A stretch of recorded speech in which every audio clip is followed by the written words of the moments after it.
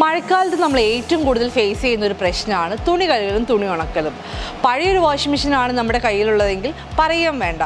പുതിയൊരു washing machine വാങ്ങിക്കാനുള്ള പ്ലാനിലാണ് നിങ്ങളെങ്കിൽ you have come to the right place. നല്ല ഡ്രസ്സുകളൊന്നും വാഷിംഗ് മെഷീനിൽ അലക്കാൻ പറ്റില്ലെന്ന് കംപ്ലയിൻറ്റ് പറഞ്ഞുകൊണ്ട് ബ്രാൻഡഡ് ഐറ്റംസൊക്കെ പുറത്ത് ലോണ്ടറിക്ക് കൊടുക്കുന്നവരായിരിക്കും നമ്മളിൽ പലരും. എന്നാൽ ഓരോ ക്ലോത്തിനനുസരിച്ച് വാഷിംഗ് പ്രോഗ്രാം തിരഞ്ഞെടുക്കാനും anti tangle, anti wrinkle, steam program, pre treatment എന്നീ ഫീച്ചേഴ്സുള്ള പുതിയ വാഷിംഗ് മെഷീൻസ് നമുക്കിന്ന് മാർക്കറ്റിൽ അവൈലബിൾ ആണ്. നമ്മളൊരു വാഷിംഗ് മെഷീൻ വാങ്ങിക്കുമ്പം ആദ്യം ആലോചിക്കുന്ന കാര്യം ഫുള്ളി ഓട്ടോമാറ്റിക് വേണോ സെമി ഓട്ടോമാറ്റിക് വേണോ എന്നായിരിക്കും, അല്ലെങ്കിൽ ടോപ്പ് ലോഡ് വേണോ ഫ്രണ്ട് ലോഡ് വേണോ എന്നായിരിക്കും.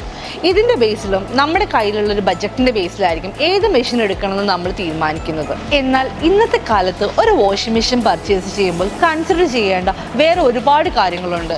വില മാത്രമല്ല, ഓരോ പ്രൊഡക്റ്റിൻ്റെയും ഫീച്ചേഴ്സ് കൂടെ കണക്കിലാക്കിയിട്ട് വേണം പർച്ചേസ് ചെയ്യാൻ.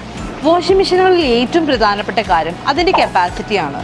ലാർജ് കപ്പാസിറ്റി ഉള്ള വാഷിംഗ് മെഷീൻ നമ്മൾ വാഷ് ചെയ്യുമ്പം ഒരൊറ്റ വാഷിൽ തന്നെ നമുക്ക് കൂടുതൽ അലക്കുന്നതിന് നമുക്ക് വൈദ്യുതിയും വെള്ളവും ഡിറ്റർജൻറ്റും മോറോവർ നമ്മുടെ സമയം നമുക്ക് അവിടെ ലാഭിക്കാൻ പറ്റും.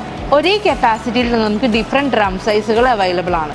ഡ്രം സൈസ് കൂടുന്നതിനനുസരിച്ച് നമ്മുടെ തുണികൾക്ക് മൂവ് ചെയ്യാനുള്ള സ്പേസ് കിട്ടുന്നതിന് നമ്മുടെ വാഷിംഗ് ക്വാളിറ്റി ബെറ്റർ ആയിരിക്കും. നെക്സ്റ്റ് ഒരു ഇൻട്രസ്റ്റിംഗ് ഫീച്ചറാണ് ഹൈജീൻ വാഷിംഗ്. ഹൈജീൻ വാഷിംഗ് ഉള്ളൊരു വാഷിംഗ് മെഷീൻ നമ്മൾ യൂസ് ചെയ്യുന്നതിലൂടെ നമ്മുടെ ക്ലോത്ത്സ് ജേം ഫ്രീ ആക്കി യൂസ് ചെയ്യാൻ വേണ്ടി നമുക്ക് സാധിക്കും. ഉദാഹരണത്തിന് നമ്മുടെ ഫാമിലിയിൽ ഒരാൾക്ക് അസുഖം വന്നെന്നിരിക്കട്ടെ, അവരുടെ ക്ലോത്ത്സ് ജേം ഫ്രീ ആയിട്ട് യൂസ് ചെയ്യാൻ വേണ്ടി നമുക്ക് ഈ ഒരു പ്രോഗ്രാം യൂസ് ചെയ്യാൻ വേണ്ടി പറ്റും. ഇനി നിങ്ങളുടെ കൺഫ്യൂഷൻ ഒരു ടോപ്പ് ലോഡ് വാഷിംഗ് മെഷീൻ എടുക്കണോ അല്ലെങ്കിൽ ഒരു ഫ്രണ്ട് ലോഡ് വാഷിംഗ് മെഷീൻ എടുക്കണോ എന്നാണെങ്കിൽ ഇത് ശ്രദ്ധിച്ചോളൂ. ടോപ്പ് ലോഡ് വാഷിംഗ് മെഷീനിൽ അവൈലബിൾ ആയിട്ടുള്ളത് ബക്കറ്റ് വാഷിംഗ് ആണ്. ബട്ട് ഫ്രണ്ട് ലോഡ് വാഷിംഗ് മെഷീനിൽ ടംബിൾ വാഷിംഗ് ആയതിനാൽ വാഷിംഗ് ക്വാളിറ്റി കൂടുകയും അതുപോലെ തന്നെ വാട്ടർ കൺസപ്ഷൻ കുറവായിരിക്കുകയും ചെയ്യും.